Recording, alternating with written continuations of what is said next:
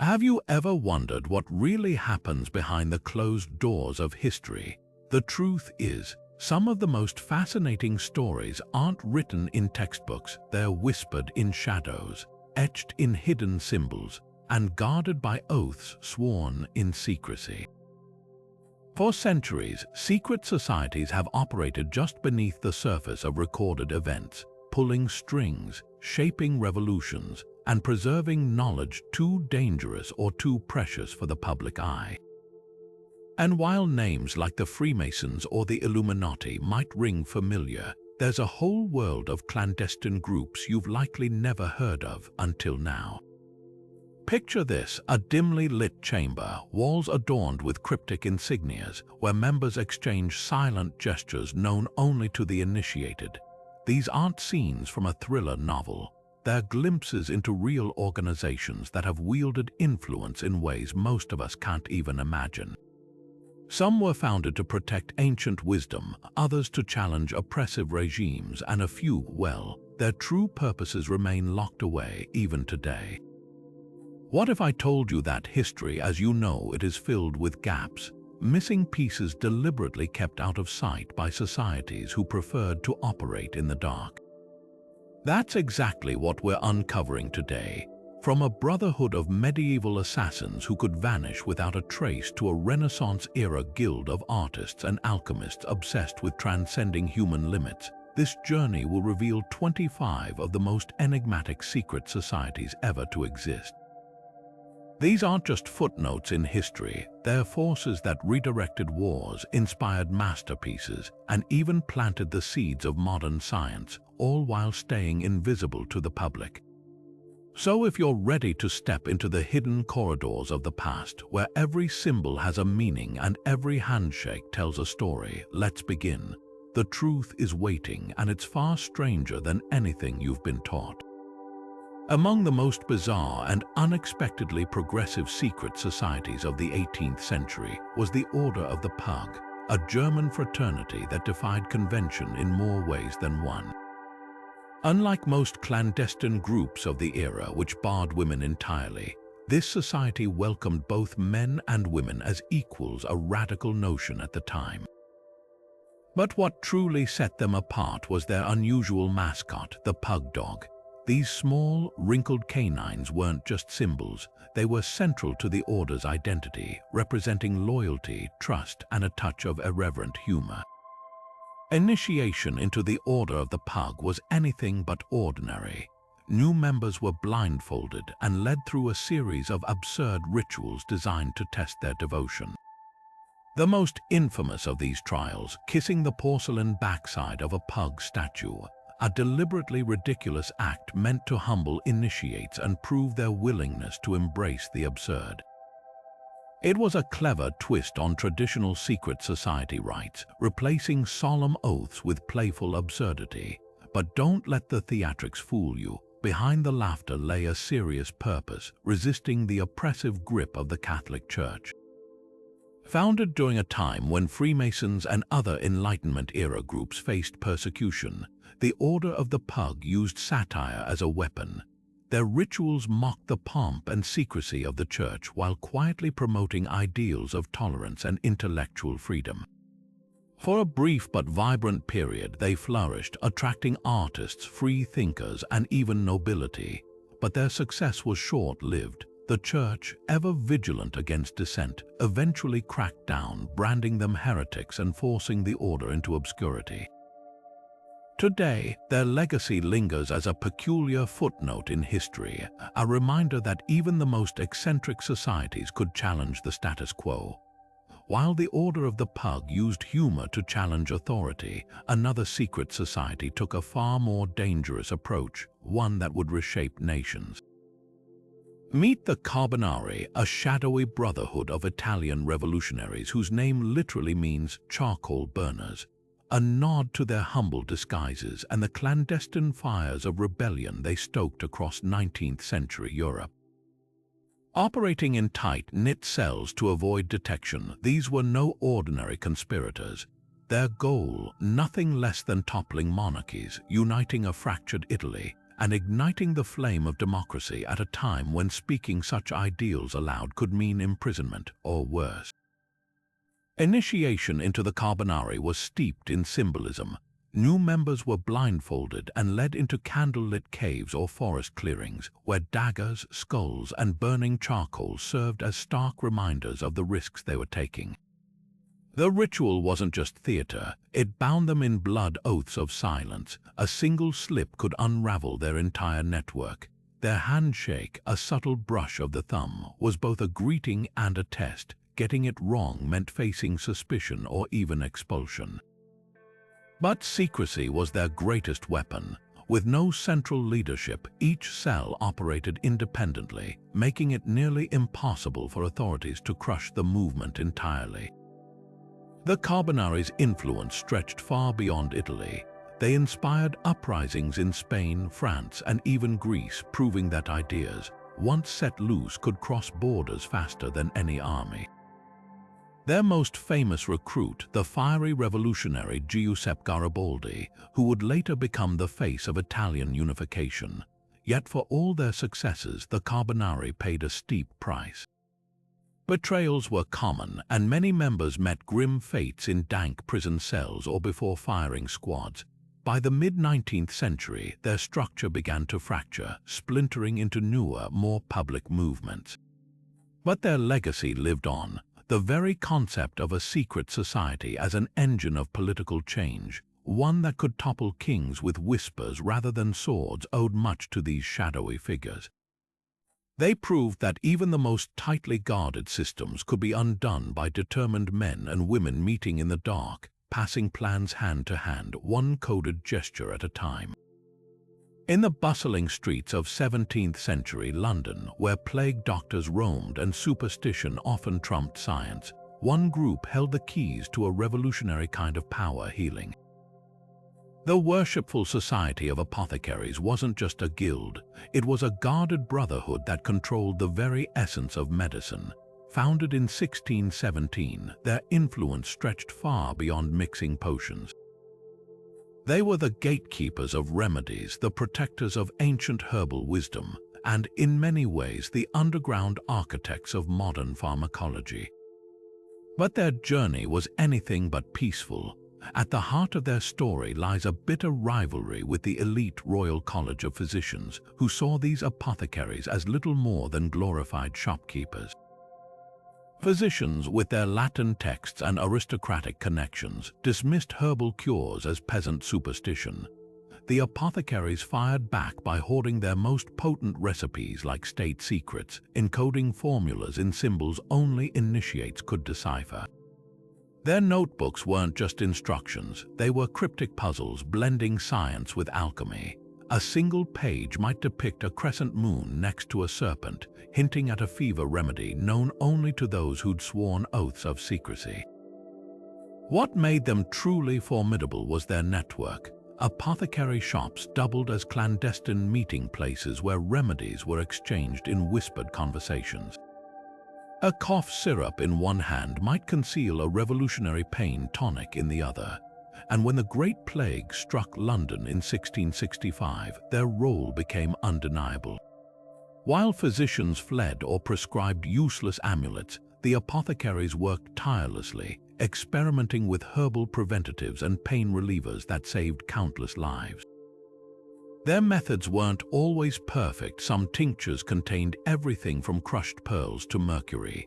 But their willingness to challenge medical dogma laid the groundwork for evidence-based medicine.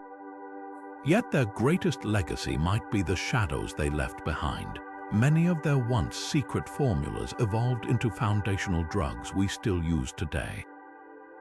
The line between apothecary and pharmacist, once blurred by guild secrecy, gradually straightened into the science we know. But walk into an old London alleyway and you might still spot their crest, a mythical creature called the amphispina, a serpent with heads at both ends. It's a fitting symbol for a society that looked both backward to ancient wisdom and forward to discoveries they could scarcely imagine. Their story isn't just about medicine, it's about how knowledge, once locked away in secret, can eventually heal the world. Few secret societies have been as misunderstood or as wildly exaggerated as the Bavarian Illuminati, founded in 1776 by a disillusioned law professor named Adam Weishaupt. This group wasn't some all-powerful cabal pulling global strings. Instead, their real story is far more fascinating, a radical experiment in Enlightenment ideals designed to challenge the very foundations of religious dogma and political tyranny. Weishaupt's vision wasn't about world domination, it was about liberation through knowledge, his weapon of choice, not dark rituals or assassinations, but something far more subversive: infiltration. The Illuminati operated like an intellectual sleeper cell. Members, often drawn from the elite ranks of Freemasonry, were instructed to climb the ladders of power, churches, universities, even government offices, quietly spreading progressive ideas from within. Their methods were meticulous. They adopted classical pseudonyms. Weishaupt himself went by Spartacus, communicated in cipher, and structured their hierarchy like a pyramid of enlightenment. New recruits started as novices, learning the art of subtle persuasion, while higher ranks like Minervals studied philosophy and science to dismantle superstition piece by piece. What set them apart was their audacious endgame, not to overthrow rulers by force, but to render oppression obsolete by enlightening the ruling class itself. They debated everything from women's rights to secular education, ideas so dangerous at the time that just possessing their literature could land you in prison. But their greatest strength became their undoing. As their influence grew, so did paranoia. The Bavarian government, tipped off by intercepted letters, banned all secret societies in 1785. Panicked members burned documents, and within years the Illuminati vanished, not in a blaze of glory, but in a whisper. Yet their ghost never faded. The void left by their dissolution became a canvas for every conspiracy theory imaginable. From the French Revolution to modern pop culture, the Illuminati's name was hijacked, twisted into a caricature of its true self. The irony: a society founded to combat ignorance became the victim of it. Today, historians recognize them not as puppet masters, but as idealists who gambled on reason and lost. Their legacy isn't a shadow government, it's a cautionary tale about how easily truth can be obscured when fear fills the gaps. Beneath the vibrant chaos of 19th century India's caravan routes lurked a brotherhood so feared that their name became synonymous with terror: the Thuggees. These weren't ordinary bandits, they were devotees of Kali, the Hindu goddess of destruction, who believed their gruesome acts served a divine purpose. Disguised as harmless merchants or pilgrims, they traveled in small groups, blending seamlessly into the flow of traders and holy men crisscrossing the subcontinent. Their weapon of choice, a deceptively simple yellow silk scarf called a rumal, which concealed a chilling function: ritual strangulation. To their victims, often wealthy travelers lured into false camaraderie, the Thuggees offered no warning, just a sudden tightening around the throat as their whispered prayers to Kali filled the air. What made the Thuggees uniquely terrifying was their meticulous code of secrecy.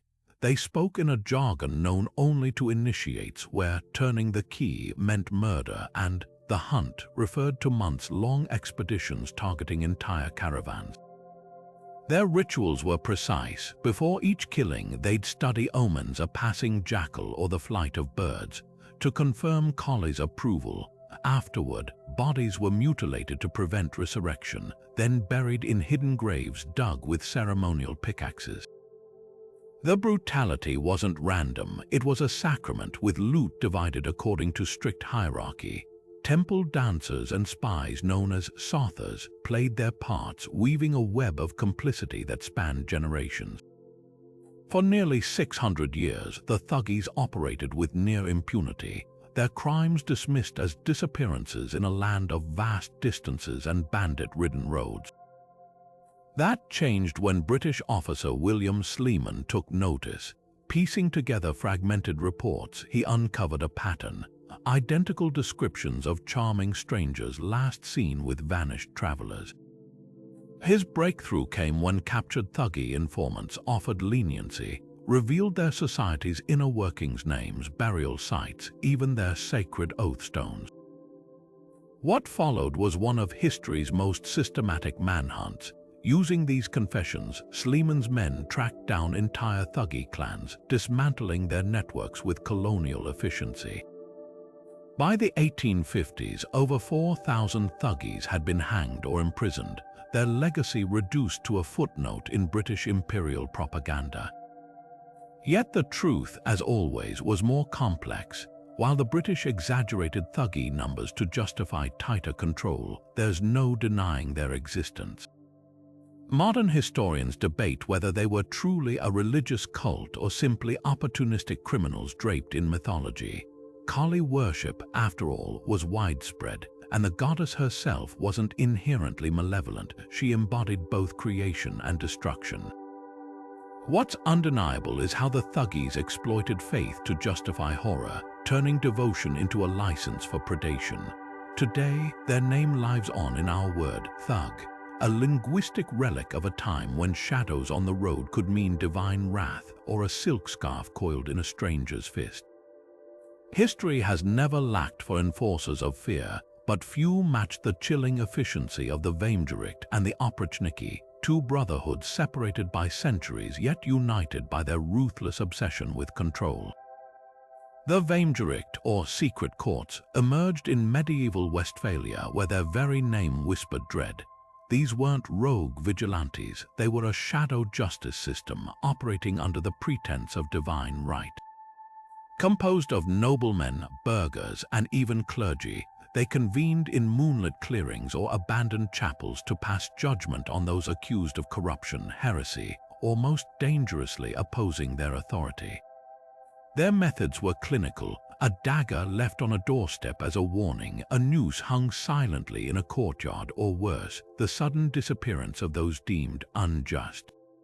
The condemned were given no trial, no defense, only the Weim's iron verdict, and their symbol, a drawn sword crossed with a noose, a stark reminder that their power stretched beyond the law. Yet what made the Weimgericht uniquely terrifying was their veneer of legitimacy. They claimed direct mandate from the Holy Roman Emperor, blurring the line between order and atrocity. When a victim was found hanging from an oak tree with a slip of parchment pinned to their chest, the Weim's signature, few dared question the act. Their reign lasted centuries, crumbling only as centralized courts gained power. But their legacy lingered in the German psyche, a dark lesson in how easily justice can twist into tyranny when wielded in shadows.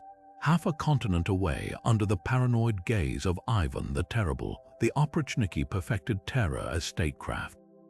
Clad head to toe in black robes, these horsemen carried brooms and severed dog heads affixed to their saddles, symbols of their mission to sweep away traitors and bite the Tsar's enemies.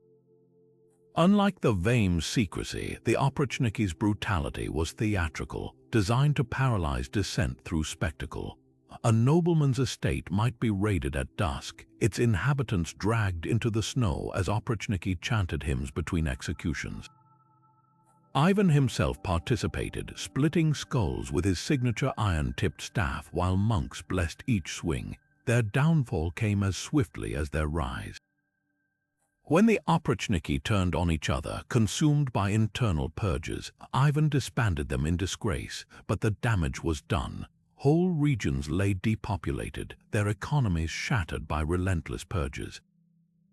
Where the Weimgericht hid behind tradition, the Oprichniki reveled in chaos, proof that fear, unchecked by even the pretense of justice, eventually devours its masters. Two societies, two methods, one grim truth. Absolute power wears many masks, but its bite is always fatal.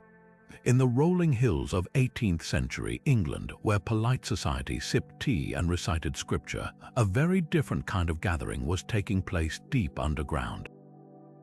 The Hellfire Club wasn't just a secret society, it was a grenade lobbed at the hypocrisy of the era, wrapped in velvet and drenched in scandal. Founded by the flamboyant Sir Francis Dashwood, this was no ordinary boys' club. Their meeting place, the labyrinthine caves beneath Medmenham Abbey, where flickering torchlight illuminated frescoes of pagan gods and whispers of blasphemy hung thick in the air. At first glance, their rituals seemed like pure hedonism, elaborate feasts, masked orgies, and ceremonies parodying Catholic Mass with monks' robes worn half unbuttoned. Members, including politicians, artists, and even the occasional prince, adopted absurd pseudonyms like Brother John of the Black Garter, while toasting to liberty in goblets shaped like breasts.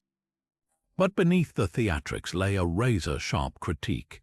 These weren't just drunken aristocrats, they were mocking the very institutions that ruled their lives: the church, the crown, and the suffocating moralism of the age. Perhaps the most surprising name among them was Benjamin Franklin, who attended during his time in London. While historians debate how deeply involved he was, his presence hints at the club's dual nature, part social experiment, part political networking hub. Franklin, ever the pragmatist, may have seen value in rubbing shoulders with England's powerful, even in a den of staged debauchery. Of course, rumors spiraled out of control. Whispers of black magic and infant sacrifices clung to the club, though no evidence supports the darkest tales. The truth was provocative enough. By dressing vice in the robes of ritual, Dashwood's circle exposed how easily authority could be undermined by laughter. Their real transgression wasn't devil worship. It was proving that even the mightiest elites could be ridiculed into irrelevance. When the caves fell silent, what remained wasn't Satan's footprint, but the scorch marks of satire that still sting centuries later. Beneath the tropical heat of colonial Haiti, where sugar plantations ran with the sweat of enslaved laborers, a secret society pulsed with a far more dangerous rhythm: the Chevaliers of Liberty. This wasn't just another Masonic offshoot. It was a revolutionary force that weaponized symbolism, merging the coded rituals of European secret societies with the spiritual fire of Vodou. Their mission: to dismantle French rule brick by brick, using every tool at their disposal, from encrypted drumbeats to clandestine oaths sworn under the cover of night. At first glance, their gatherings resembled typical Masonic lodges: initiates in aprons, hierarchical degrees, even handshakes borrowed from their European counterparts. But the similarities ended there. Where Freemasons spoke of abstract enlightenment, the Chevaliers had a razor-sharp focus: freedom. Their ceremonies wove Vodou lower spirits like Ogun, the warrior, and Azuli, the goddess of love, into Masonic frameworks, creating a potent hybrid. A lodge meeting might begin with a prayer to Saint Jacques, a Catholic veneer for Ogun, before shifting to whispered plans for rebellion. The French colonists, already wary of Vodou, never suspected that the very traditions they dismissed as superstition were being harnessed to fuel their downfall. Their most ingenious weapon, the talking drums. Using rhythms derived from Vodou ceremonial beats, the Chevaliers transmitted messages across plantations, their coded patterns indistinguishable from ordinary music to untrained ears. A specific sequence might signal an arms cache's location, while another could warn of approaching soldiers. This wasn't just communication, it was a language of resistance, one that flowed through the island like blood through veins. And at the center of this web stood Toussaint Louverture, the revolutionary genius whose ties to the Chevaliers remain shrouded in mystery.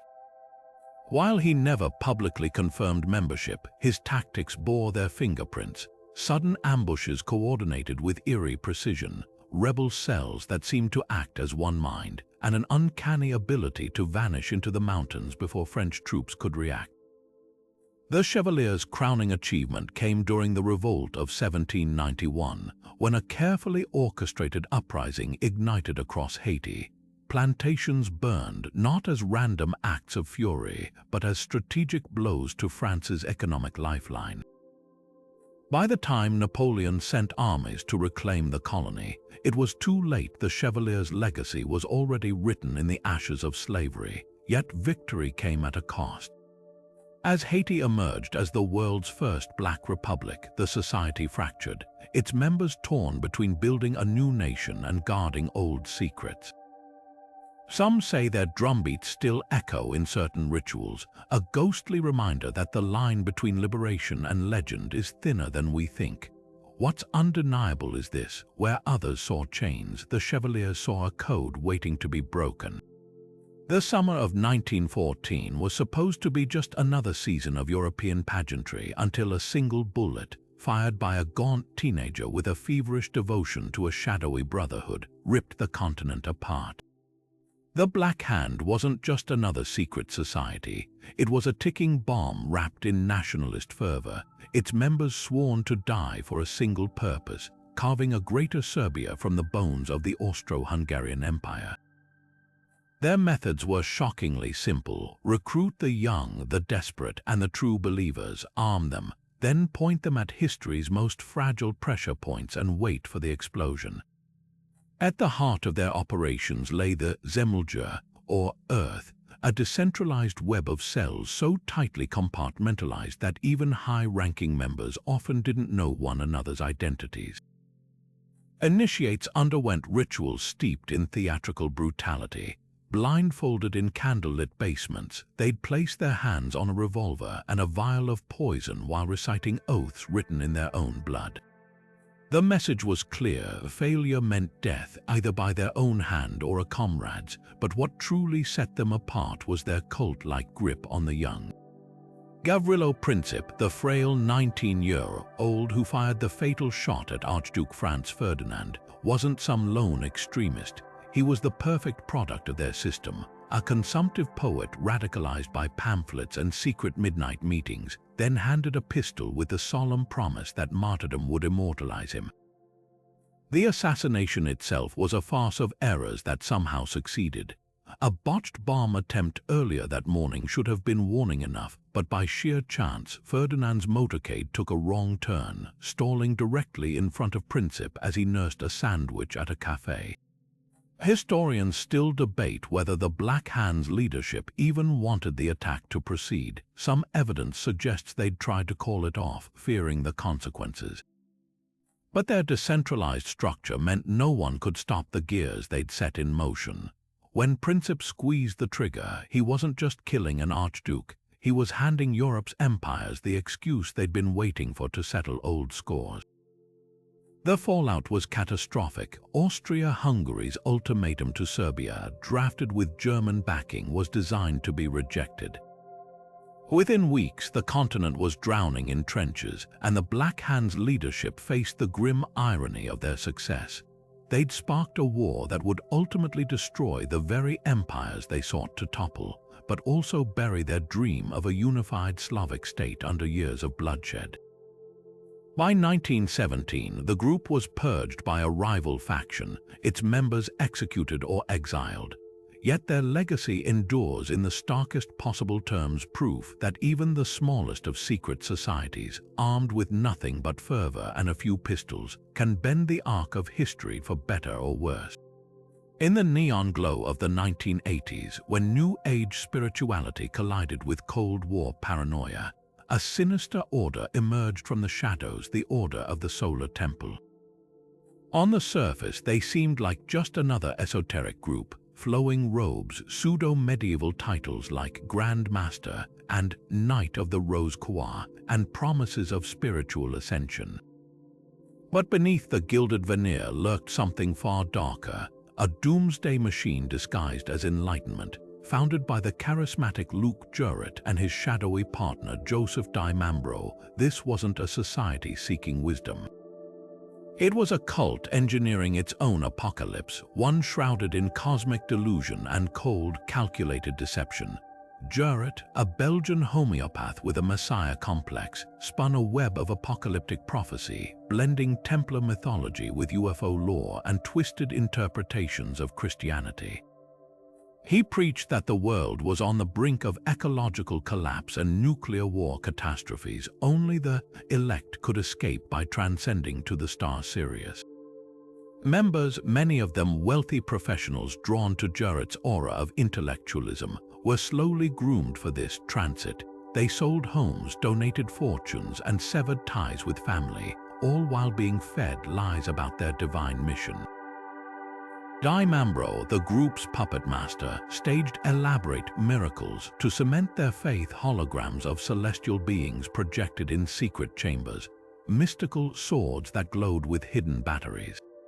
The line between ritual and psychological warfare blurred until reality itself became malleable. The end game arrived in the 90s with a series of orchestrated mass deaths so meticulously planned they resembled macabre theater. In 1994, police in Switzerland discovered a charred chapel filled with bodies arranged in stars, adults in matching robes, children laid neatly at their feet. Some bore gunshot wounds, others showed signs of poisoning. Nearby, a cassette tape played Jurret's final sermon, urging followers to awaken in the fire of transformation. More grisly discoveries followed in France and Canada, each scene staged with chilling precision. Passport photos burned beside cash-filled envelopes, fake ID suggesting planned escapes, and cryptic notes blaming the unworthy for humanity's downfall. In total, 74 lives were extinguished, including infants murdered by their own parents in twisted acts of salvation. What makes the Solar Temple a uniquely horrifying case study is how expertly it weaponized the era's spiritual yearning. Unlike historic secret societies that sought political power or hidden knowledge, this one peddled despair as transcendence. Its leaders didn't just demand loyalty, they engineered a shared psychosis, turning suicide into a sacrament. Yet perhaps the most haunting legacy isn't the deaths themselves, but how easily modern mysticism's language, light, ascension, cosmic unity, can be perverted into a license for destruction. The robes may have burned, but the warning remains. When charisma meets apocalyptic zeal, the line between guru and executioner vanishes like smoke in the night. Imagine a library where the books whisper secrets only certain eyes can see. This was the promise of the Rosicrucians, a society so mysterious that for centuries, scholars debated whether they even existed. Emerging in early 17th century Europe through a series of cryptic manifestos, the Rosicrucians presented themselves as an invisible college of alchemists, philosophers, and healers. They claimed to possess ancient wisdom, lost knowledge of the Egyptians, the Kabbalists, even the mythical Hermes Trismegistus, that could unlock the secrets of nature and transform humanity. Their texts were riddles wrapped in symbolism, a rose blooming from a cross, coded treatises on the philosopher's stone, and veiled references to a hidden brotherhood scattered across the globe. Unlike typical secret societies, they left no membership rolls, no meeting halls, just a trail of tantalizing clues that sparked frenzied speculation. Were they real or merely an elaborate thought experiment designed to challenge the dogmas of the age? The answer lies in their influence. Whether myth or reality, the Rosicrucian manifestos ignited an intellectual firestorm. Scientists like Isaac Newton and Robert Boyle, who dabbled in alchemy, were among those who sought to decipher their teachings. The Rosicrucian dream, a world where science, spirituality, and medicine converged, laid the groundwork for the Enlightenment itself. But their greatest trick was their elusiveness. By never formally organizing, they became a mirror for each generation's aspirations, evolving from alchemical visionaries into modern esoteric movements that still invoke their name today. Fast forward to late 19th century London, where gaslight flickered over a very different kind of secret society, one that traded the Rosicrucians' intellectual mystique for theatrical grandeur. The Hermetic Order of the Golden Dawn didn't just study magic, they performed it with the precision of a Victorian stage play. Founded in 1888, their temples were decked in Egyptian motifs, their rituals scripted like operas, complete with costumes, wands, and incense so thick it blurred the line between ritual and hallucination. Unlike the Rosicrucians' decentralized mystery, the Golden Dawn had ranks, exams, and a curriculum spanning tarot, astrology, and Enochian magic. The so-called language of angels, channeled by Elizabethan occultist John D. At the heart of their legacy stands Aleister Crowley, the self-proclaimed great beast who joined the Golden Dawn only to fracture it. Crowley's obsession with pushing boundaries, sexual, chemical, and spiritual, turned the Order's structured ceremonies into something darker and more personal. Where the Rosicrucians sought universal truths, Crowley's splinter group, the Argentum Astrum, preached radical individualism. Do what thou wilt shall be the whole of the law. The Golden Dawn's influence rippled far beyond its original members, shaping everything from Wicca to modern psychedelic culture. Yet for all their differences, these societies shared a singular obsession: the belief that hidden knowledge could unlock human potential. The Rosicrucians whispered of alchemical gold. The Golden Dawn conjured it in candlelit chambers. One thrived on absence, the other on spectacle. But both proved that the thirst for mystery is timeless, whether cloaked in the austere symbols of a rose and cross, or the gilded drama of a ceremonial dagger raised to the stars. Deep within the Gothic walls of Yale University lies a windowless tomb, a place where whispers of power, privilege, and peculiar rituals have swirled for nearly 200 years. This is the domain of Skull and Bones, an organization so secretive that even its official name remains disputed. Founded in 1832 by a group of Yale students led by William Huntington Russell, its origins read like something from a pulp novel. Russell allegedly modeled the society after German student groups he encountered while studying abroad, borrowing their obsession with skull imagery and layered secrecy. But what began as a collegiate fraternity soon morphed into something far more consequential, a training ground for America's elite, where future presidents, spies, and tycoons would forge bonds that outlasted their time on campus. Step inside the tomb, as members call their meeting hall, and you'll find walls adorned with relics both macabre and absurd. Antique furniture said to have belonged to Nazi officials, a painting of a skeletal figure labeled the Mad Monk, and yes, the infamous stolen skulls. Legends claim that bonesmen, as initiates are known, must present a stolen skull as part of their initiation, with rumors persisting that Geronimo's remains were looted from his grave by Prescott Bush, grandfather to two U.S. presidents. While forensic investigations have debunked the Geronimo theory, the society's fixation on mortality is undeniable. Initiates receive new names, often drawn from mythology or literature, and undergo rituals where they're forced to confess their deepest secrets while lying in coffins. It's equal parts theater and psychological bonding, designed to weld members into an unbreakable brotherhood. The roster of bonesmen reads like a who's who of American power. Both Presidents Bush, Supreme Court justices, CIA directors like Porter Goss, and even media moguls like Henry Luce, founder of Time magazine. Such connections have fueled conspiracy theories for decades, particularly around the society's alleged role in intelligence operations. During World War II, multiple bonesmen were recruited into the Office of Strategic Services, the CIA's precursor, leading to speculation that the tomb served as a recruiting ground. Declassified documents later revealed that the CIA did, in fact, monitor Skull and Bones in the 1950s, though whether this was out of suspicion or collaboration remains debated. What truly sets Skull and Bones apart isn't just its influence, but its self-perpetuating mythology. Unlike the Illuminati or Freemasons, its existence isn't hidden. Yale's campus maps mark the tomb's location, yet its rituals stay shrouded in enough mystery to keep outsiders guessing. Former members often downplay its significance, calling it an overblown fraternity with better decor, while critics point to the sheer concentration of power among its alumni as proof of systemic favoritism. The truth likely lies somewhere in between. A society that began as an exercise in youthful secrecy became, over generations, a mirror reflecting how power consolidates behind closed doors. Whether their handshakes shape global events or merely grease the wheels of old boys' networks, one thing's certain: when a bonesman enters the tomb, the world outside never quite knows what's being decided beneath those skull-lined walls. High in the rugged mountains of medieval Persia, where the air thinned and the cliffs seemed to touch the sky, a brotherhood of killers perfected the art of fear. The Hashshashin, whose name would echo through history as the root of our word assassin, weren't just murderers.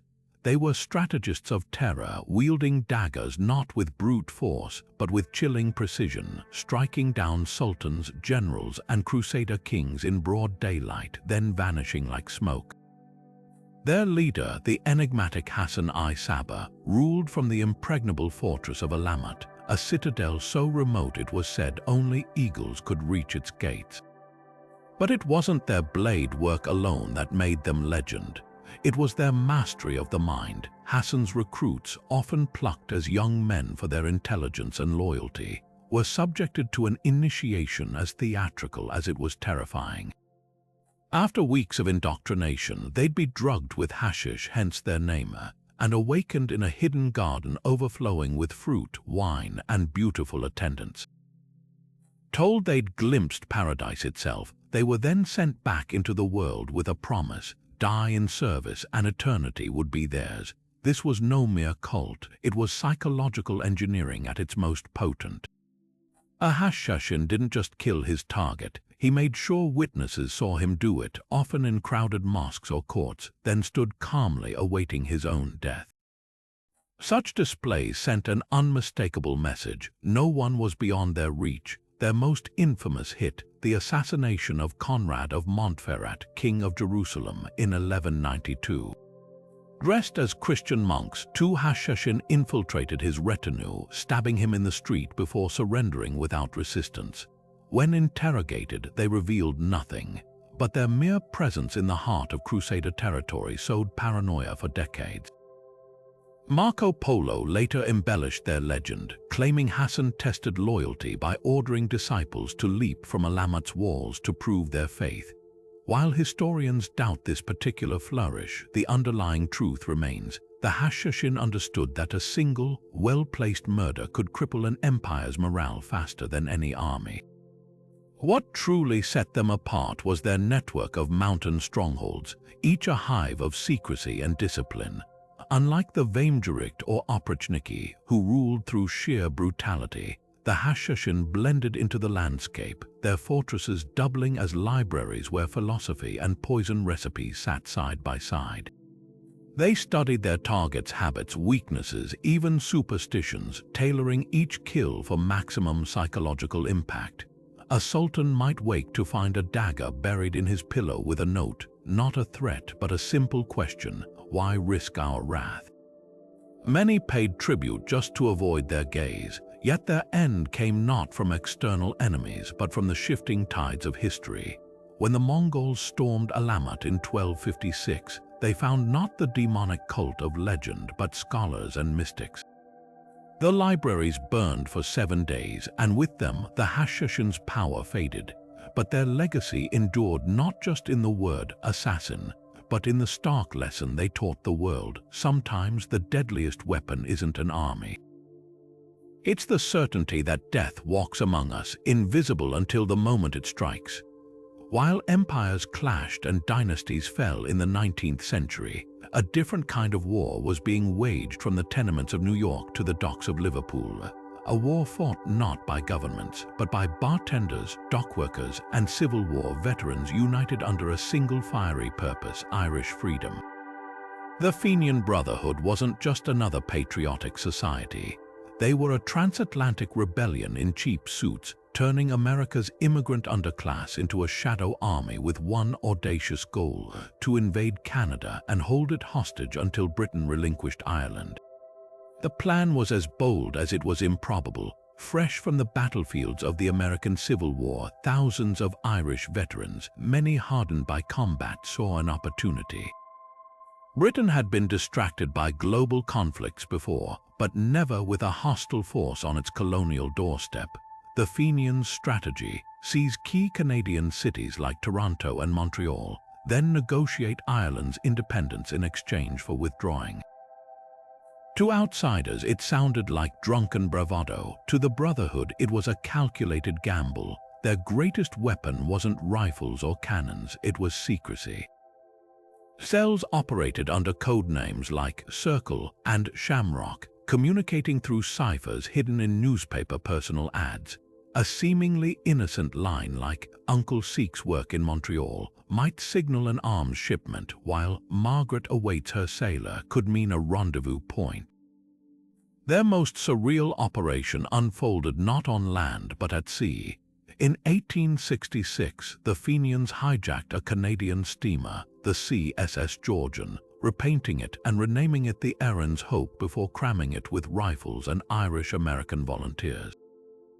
The mission collapsed in farce. British spies had infiltrated the ranks and Canadian militias were waiting. Yet the attempt sent shockwaves. For the first time, Britain faced Irish rebels with the resources of a global diaspora behind them. What truly set the Fenians apart was their adaptability. When direct assaults failed, they pivoted to propaganda, funding Irish nationalist newspapers that radicalized a new generation. Their greatest legacy, inspiring the Irish Republican Brotherhood back home, whose 1916 Easter Rising would finally ignite the flame of independence. Though their Canadian gambit crumbled, the Fenians proved something revolutionary. That exile could be its own kind of power, turning the margins of empire into a staging ground for liberation. Their story isn't just one of failed invasions, it's a blueprint for how the powerless can rewrite history from the shadows.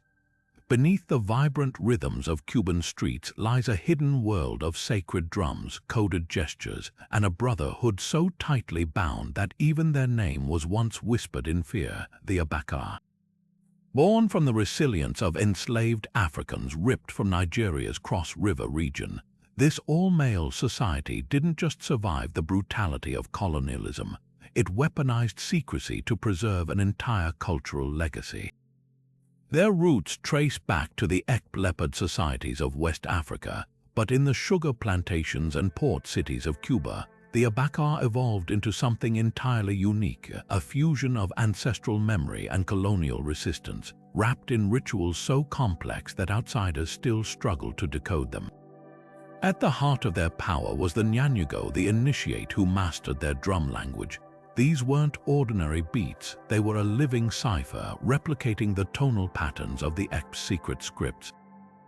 A specific rhythm might signal a meeting, while another could warn of danger, all disguised as festive music to unassuming ears. Even their dances held meaning. Masked performers embodied ancestral spirits called Iams, their whirling movements and striped costumes echoing the leopard stealth.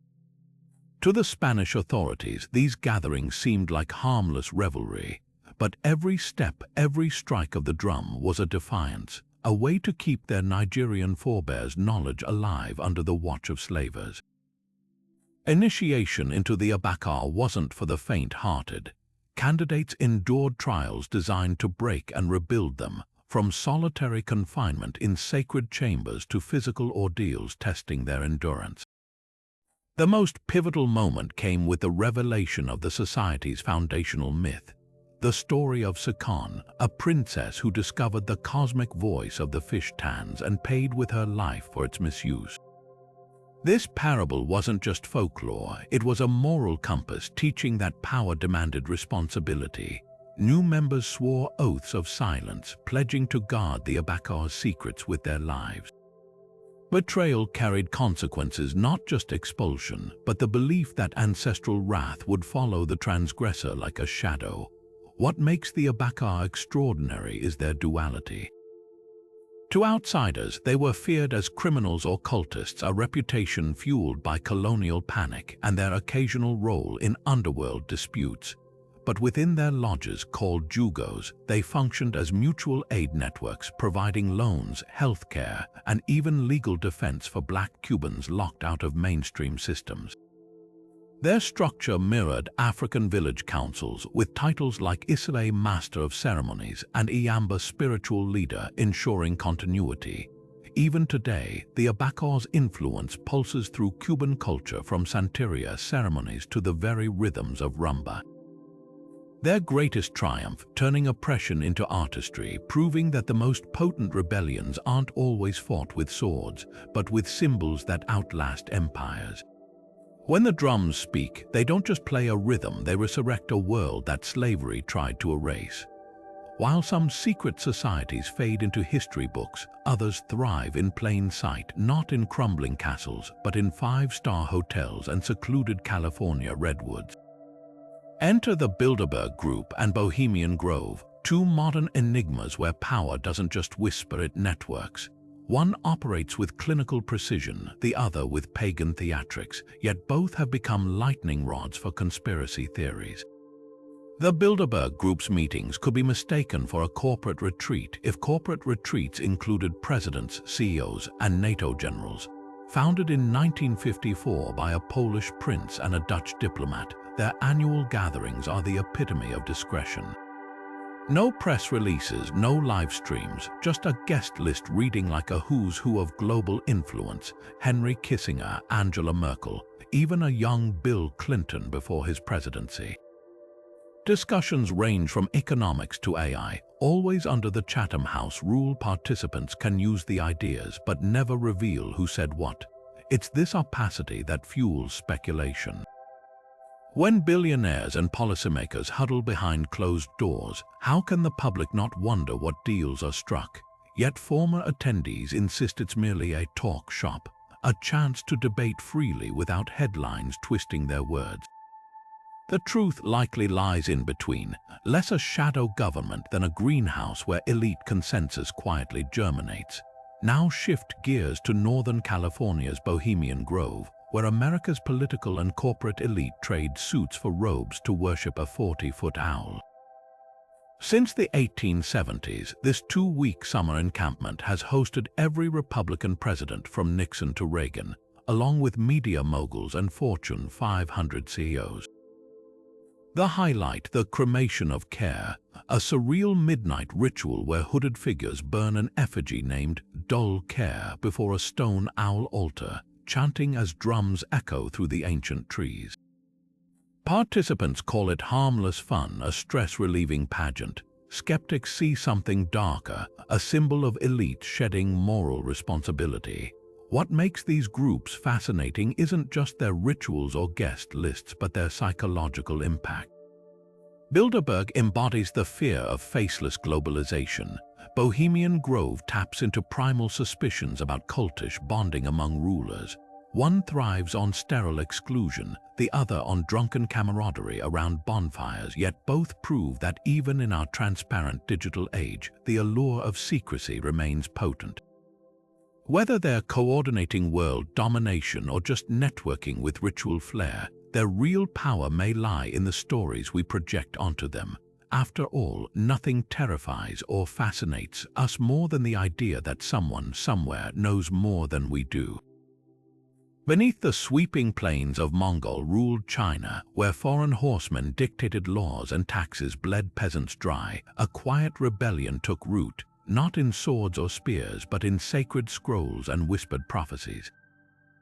The White Lotus Society began as a humble Buddhist sect, their meetings held in dimly lit farmhouses where incense smoke curled around promises of deliverance. Their rallying cry, the coming of the Maitreya Buddha, a compassionate savior who would end suffering and overthrow the oppressive Yuan dynasty. To starving farmers and disenfranchised scholars alike, this wasn't just spiritual hope, it was a battle plan wrapped in divine certainty. The Society's genius lay in its adaptability. White Lotus teachings blended Pure Land Buddhism's promise of paradise with Taoist alchemy and even hints of Manichaean dualism, creating a potent cocktail of resistance. Members recognized one another through intricate hand signs and coded poetry, their manuscripts hidden inside hollow statues or buried in rice fields. One particularly vivid prophecy spoke of a red-turbaned army rising from the earth, a vision so compelling that when peasant leader Zhu Yuanzhang rallied rebels under crimson banners in the 1300s, many saw it as the White Lotus's prediction fulfilled. Zhu would later found the Ming dynasty, though he swiftly turned on his former allies, branding the society heretics. The irony was bitter. A movement born to topple tyrants became the very thing it sought to destroy. Yet the White Lotus refused to die. Like underground mycelium, their networks resurfaced centuries later during the Qing dynasty, now mutated into something fiercer. By the early 1800s, splinter factions preached not just spiritual renewal, but violent upheaval. Their rituals grew more elaborate. Initiates drank charmed water believed to make them invulnerable, while leaders claimed to channel the Maitreya directly. When the Boxer Rebellion erupted in 1900, echoes of White Lotus ideology pulsed through the uprising's core. From the Boxers claimed magical immunity to their hatred of foreign influence. Even their slogan, "Support the King, destroy the foreigners," twisted the old millenarian fury into nationalist fervor. What makes the White Lotus remarkable isn't just their endurance, but their blueprint for how faith can become insurgency. They proved that when hope is weaponized, even the most fragmented rebels can shake empires, and that the line between prophet and revolutionary is often written in invisible ink. At the height of the American Civil War, while Union and Confederate armies clashed on battlefields, a far more audacious plan was unfolding in the shadows, one that aimed to redraw the map of North America itself. The Knights of the Golden Circle weren't just another Confederate sympathizer group. They were imperialists with a sweeping vision, a sprawling slaveholding empire stretching from the deep south down through Mexico, Central America, and the Caribbean, a domain they called the Golden Circle. Founded in 1854 by Virginian George W. L. Bickley, this secret society mixed Southern nationalism with outright expansionism, their ranks swelling to an estimated 60,000 members at their peak. But their ambitions went beyond mere secession. They wanted to conquer. Bickley's blueprint was as grandiose as it was sinister. The Golden Circle's core territory would be divided into 25 slave states, each propped up by plantations worked by enslaved laborers. Havana would serve as the imperial capital, controlling trade routes and naval dominance. To fund this scheme, the Knights amassed staggering sums, some from wealthy plantation owners, others from loot buried in caches across the South. Legends persist of these hidden treasures, from gold coins buried near the Red River to silver stashed in Virginia caves, though few have ever been recovered. What's undisputed is their willingness to use any means necessary. When the Civil War erupted, the Knights pivoted from expansion to sabotage, infiltrating northern cities to arm Confederate sympathizers and even plotting to kidnap Abraham Lincoln, a plan that eerily foreshadowed his eventual assassination. Their most notorious operation, the Northwest Conspiracy, an attempt to ignite rebellion in Union states like Indiana and Ohio by freeing Confederate prisoners and burning northern cities. While the scheme collapsed due to infiltrators and poor coordination, it revealed the Knights' reach. They operated in nested circles. Outer members might only attend rallies, while inner codders handled weapons smuggling and intelligence. Handshakes involving a specific thumb press and coded phrases like, "I know a friend," separated allies from outsiders. Yet for all their plotting, the Knights' downfall came from their own arrogance. Bickley, a charismatic but incompetent leader, was captured by Union forces in 1863. His papers revealing vast networks. Post-war, many members fled to Latin America, where some joined Maximilian's doomed regime in Mexico. Others simply vanished, their treasure maps and encrypted diaries fueling myths for generations.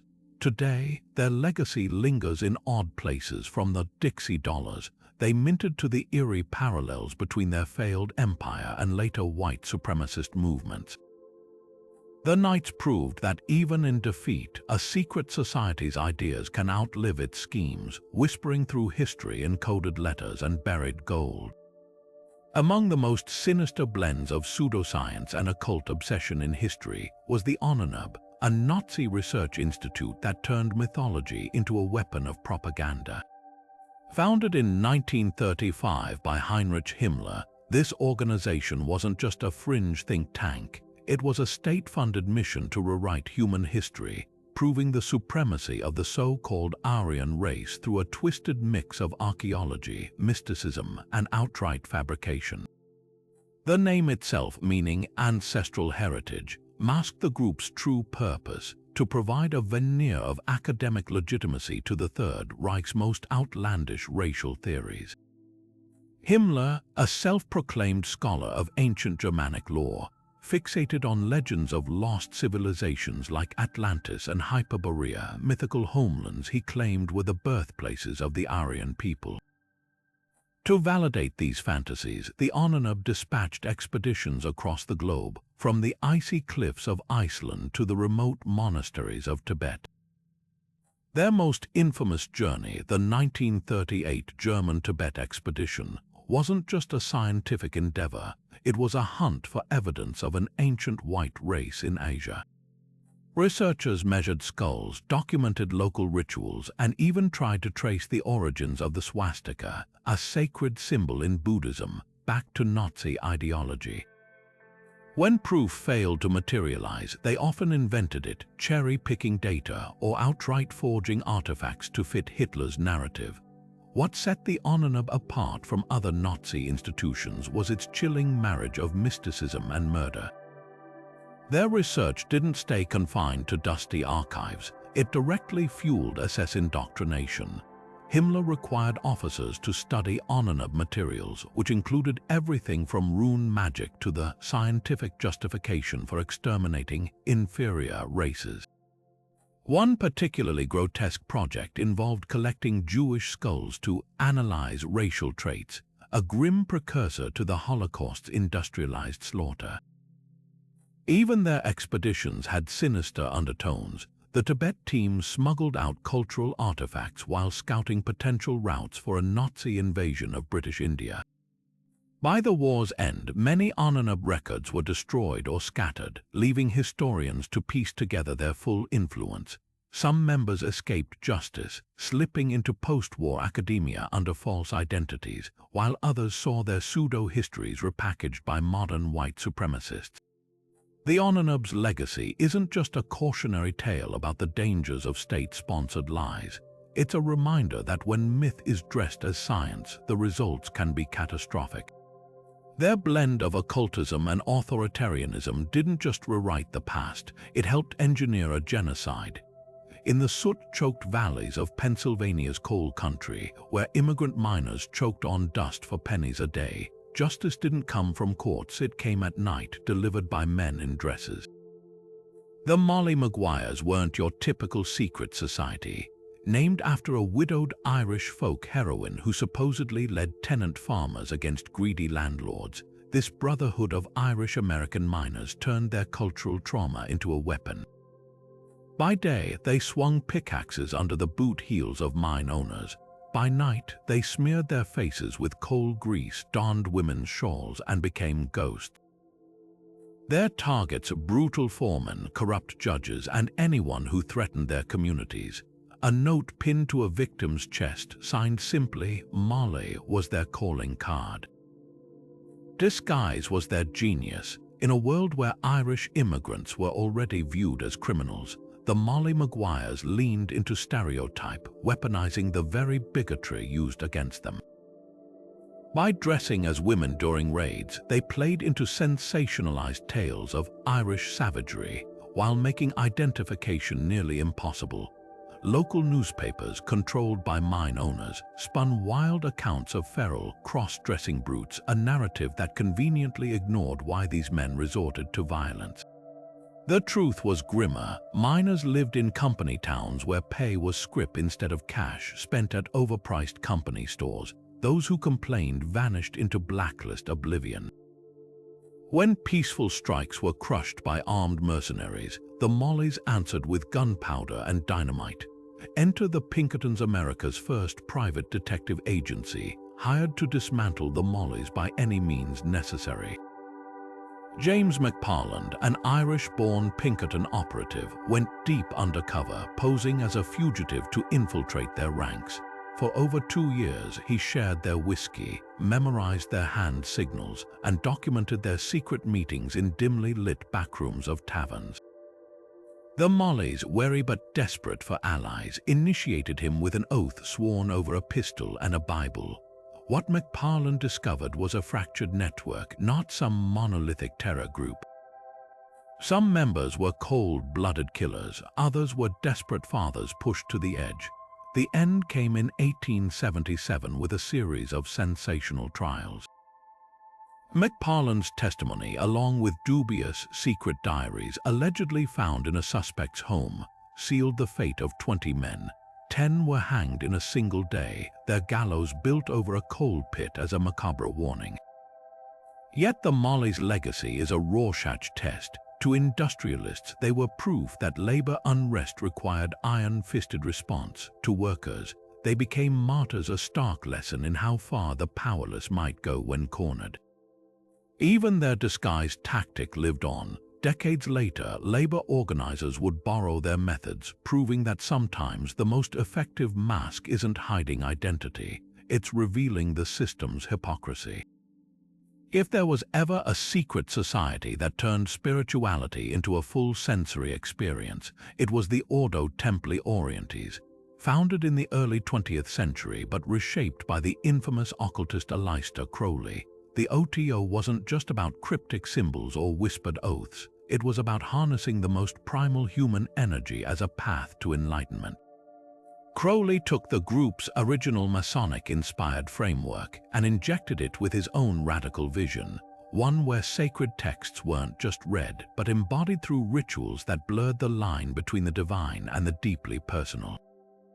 At the core of the OTO's belief system was Crowley's Book of the Law, a text he claimed was dictated to him by an otherworldly entity in Cairo in 1904.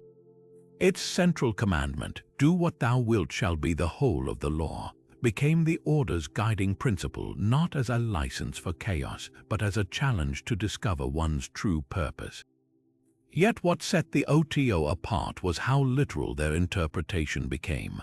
Unlike Freemasonry's abstract allegories, Crowley's rituals were visceral, incorporating elements of tantra, sex magic, and ceremonial drama designed to break down societal taboos. Initiates might find themselves reciting invocations while tracing sacred geometries in the air, or participating in rites where intimacy itself was treated as a sacrament.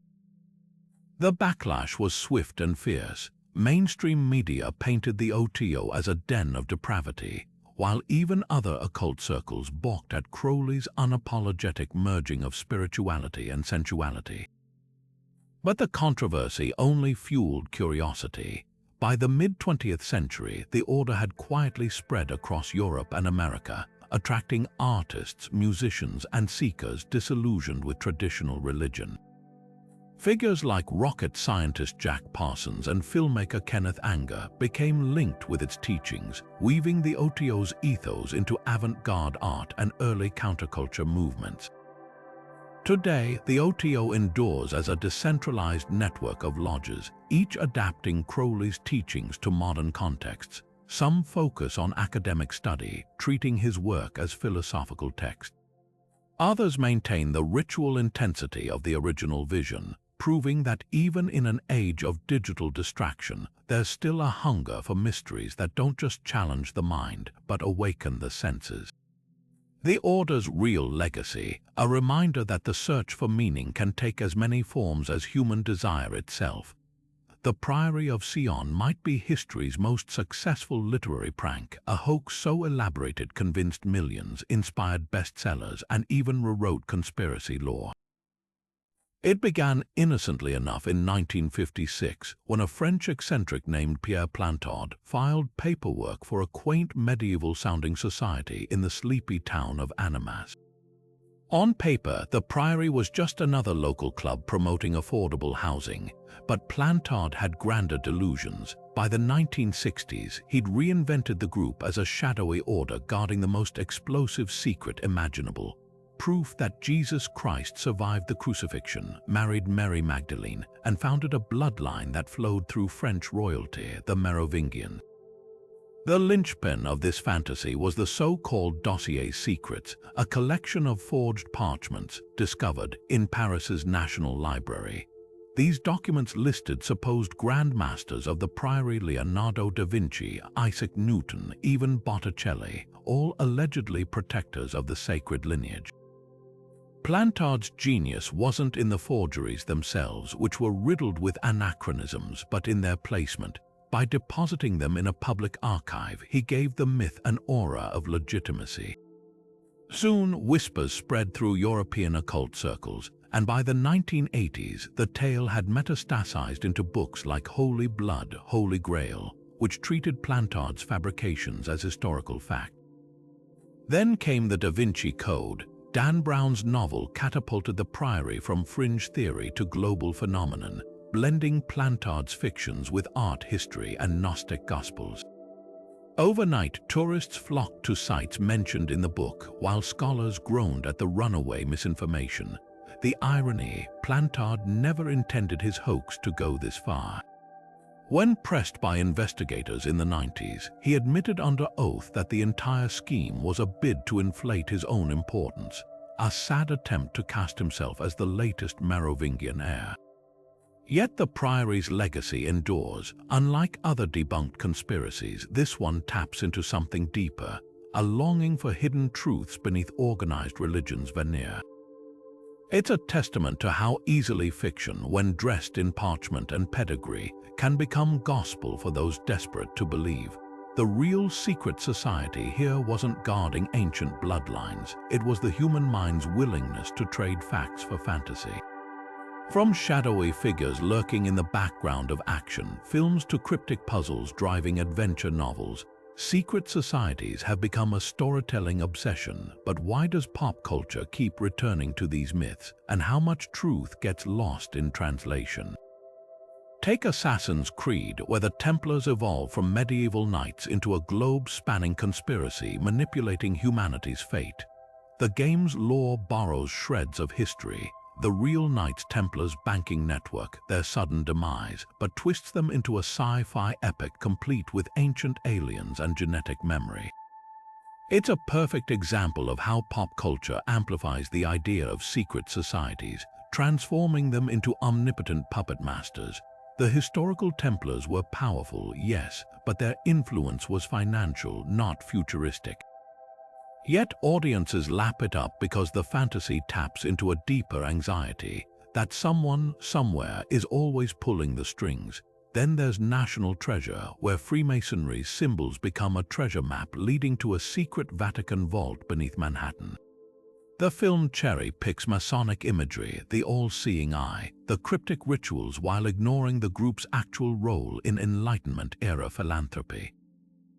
Real Freemasons didn't bury gold under Trinity Church. They founded orphanages and debated philosophy. But nuance doesn't sell tickets. What resonates is the thrill of peeling back layers, of believing that everyday monuments hold coded messages for those in the know. This craving isn't new. Dan Brown's The Da Vinci Code turned the Priory of Sion hoax into a billion-dollar franchise by blending art history with conspiracy, while Eyes Wide Shut leaned into the eerie spectacle of masked elites enacting rituals in gilded mansions. Even horror games like Resident Evil borrow from the Onanub's obsession with eugenics, dialing it up to apocalyptic extremes. The pattern's clear. Pop culture strips these groups of their historical context, then pumps them full of steroids because audiences don't just want secrets, they want secrets that matter, that rewrite history or control destinies. But the real magic lies in the participatory nature of these myths. Video games let players join the Assassins or Templars, choosing sides in a war older than nations. Alternate reality games blur the line further, sending players chasing clues through real-world locations. It's a feedback loop. The more these stories proliferate, the more they shape how we perceive actual history.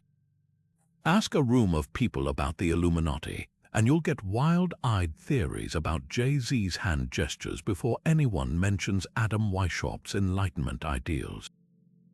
Ultimately, these narratives thrive because they answer a primal itch, the suspicion that the world's chaos isn't random, that there's a hidden order behind the curtain. Whether that's comforting or terrifying depends on the story, but one thing's certain: as long as power operates behind closed doors, we'll keep inventing and devouring tales of those who whisper in the dark. The digital age has transformed secret societies from candlelit chambers to encrypted chat rooms, but the hunger for hidden influence endures.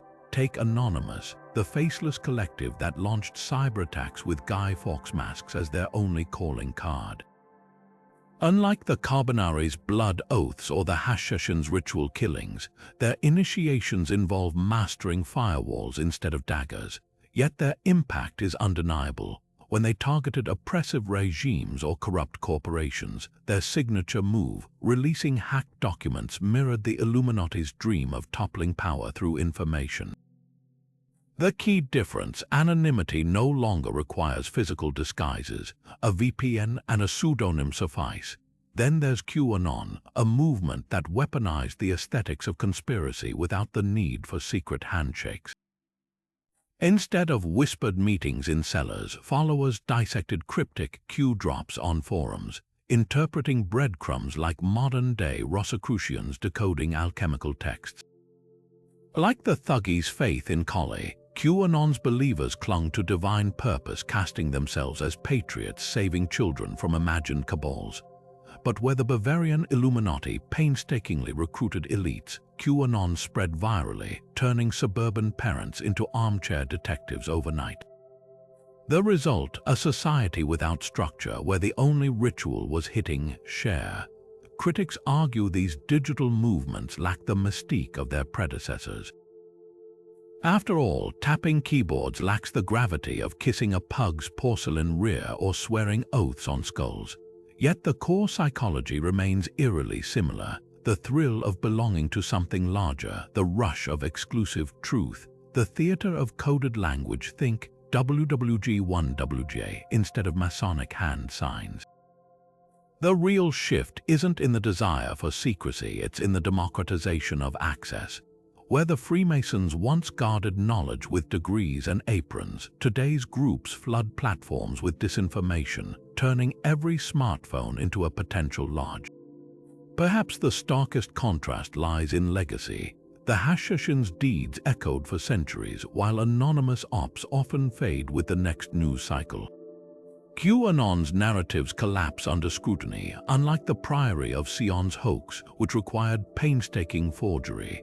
In an era where anyone can invent a conspiracy before breakfast, the scarcity, and thus the power of secrecy, has evaporated. The enduring lesson: mystery thrives on patience, and the most potent societies were those that knew when to whisper and when to vanish. From the shadowy fortresses of the Hashshashin to the encrypted drumbeats of the Abakar, secret societies have left their fingerprints on history in ways both profound and perplexing. Some, like the Carbonari, reshaped nations through whispered revolutions, while others, like the Priory of Sion, proved that a well-spun myth could captivate millions without a shred of truth. What unites these 25 groups isn't just their secrecy, it's their ability to harness the human longing for something beyond the ordinary, whether that's power, enlightenment, or simply the thrill of belonging to an exclusive circle. Consider the contradictions they embody. The Bavarian Illuminati sought to dismantle tyranny through reason, only to become poster children for conspiracy theories they'd have ridiculed. The Chevaliers of Liberty fused Vodou and Freemasonry into a rebellion that birthed a nation, while the Order of the Solar Temple twisted spiritual yearning into a cult of death. Even the more eccentric, like the pug-kissing nobles of Dashwood's Hellfire Club, proved that satire could be as dangerous as any dagger when aimed at the right targets. These societies weren't just relics of their eras, they were mirrors reflecting humanity's best and worst impulses: our hunger for meaning, our fear of the unknown, and our eternal suspicion that someone, somewhere, knows more than we do. Their legacies linger in unexpected places. The Thuggee's notoriety lives on in a single word, thug, while Skull and Bones' influence whispers through corridors of power, proving that even debunked myths can shape reality when enough people believe them. Modern movements, from hacktivist collectives to viral conspiracy theories, echo their tactics, trading hooded robes for avatars and encrypted forums. The lesson isn't just about hidden histories, it's about how easily ideas, once confined to secret chambers, can escape to rewrite the world. If this journey through history's hidden corners has left you craving more, you're not alone. Behind every decoded symbol or burned manuscript lies another mystery waiting to be uncovered. Perhaps the greatest secret of all, that these societies, real and imagined, still have stories to tell. Stay curious, because in our next chapter, we'll delve deeper into the unsolved enigmas they left behind. Vanished treasures, cryptic codes, and the chilling cases where history's whispers refuse to fade. The truth is out there, but it's rarely where you'd expect.